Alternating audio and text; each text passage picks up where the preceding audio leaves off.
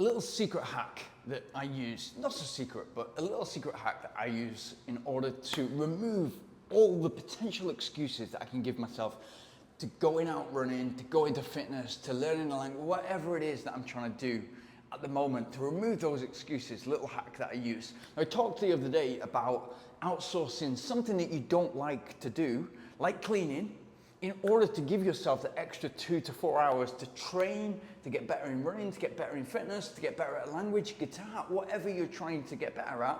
It's better to have that time for something that you enjoy doing rather than something that doesn't, that takes your energy, takes your time, probably takes more time than it would do a professional cleaner. And I get it, you know, there's some comments where I get it, maybe that's considered a luxury in some parts of the world.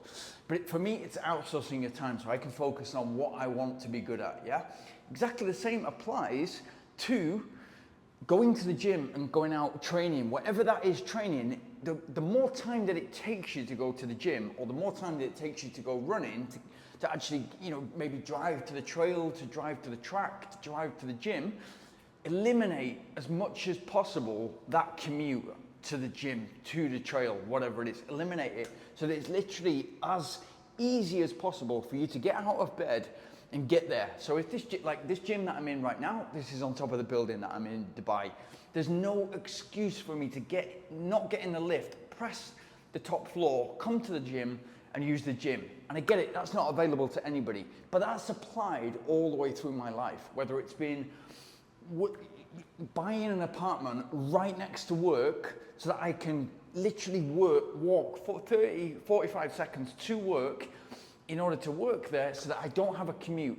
So that to me, it was like, well, I might not be the best in the office at recruitment, that was my career back then, but I have an extra 10 hours on some people who are commuting an hour each way. I have an extra 5 hours commute on people who live over the other side of town.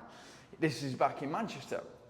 So to me, it made total sense that I could have that extra 5-10 hours advantage over other people, so I could outwork people. I could be in the office, and instead of having the commute, I could be in the office and I could be improving in my career. I could be doing more activity, getting more done, and getting towards my goal faster. Exactly the same as always applied to the gym. The gym has to be as close as possible. It might not be the best gym, might not have all the machinery you need, but it's close enough so that there's the deterrent for you kind of getting home from work and thinking, do you know what, I don't feel like it tonight, or there's something great on television, or we said we'd watch that movie, or I'm gonna relax with my partner tonight and have a takeaway, or whatever. It's much easier when the gym is just there on your doorstep, as close as possible, so there's no deterrent, so there's no excuse, you can just get it done.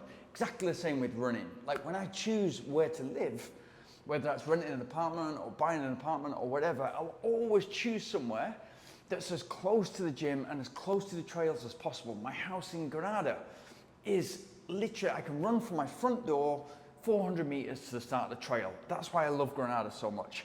The place where I stay in Chiang Mai, Thailand, again, I have to pick wherever I'm staying, and that's changed because I've got a cat and I can no longer live, you know, in a studio apartment and just have it as a base camp. Now I need to have space because I have a cat. So, but that still applies to, I've got to be able to get to the mountain very quickly because I've got to be able to train on the mountain. I've got to be able to where is the gym? I've got to be able to get to the gym very quickly.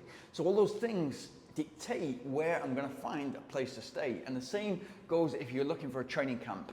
You can go to Thailand, you can go to Spain, you can go to Italy, you can go to France, wherever it is you're going, you still need to look how easy is it to run from the front door? Where is the gym? All the things that you need access to, that might be a supermarket to keep your diet. You know, traveling to a race, can you get your food the next day in order to race optimally so that you're not going to sacrifice that performance because you've not done the planning before in advance? Super important, and if you get these things right, everything becomes so much easier. If you don't have a 20-30 minute drive to the gym, how much more often are you going to get there? And then how much more better are you going to be in the gym? How much more fit are you going to be? And therefore, how much more are you going to want to do it because you can see the results? And then again, it's entering that positive feedback loop.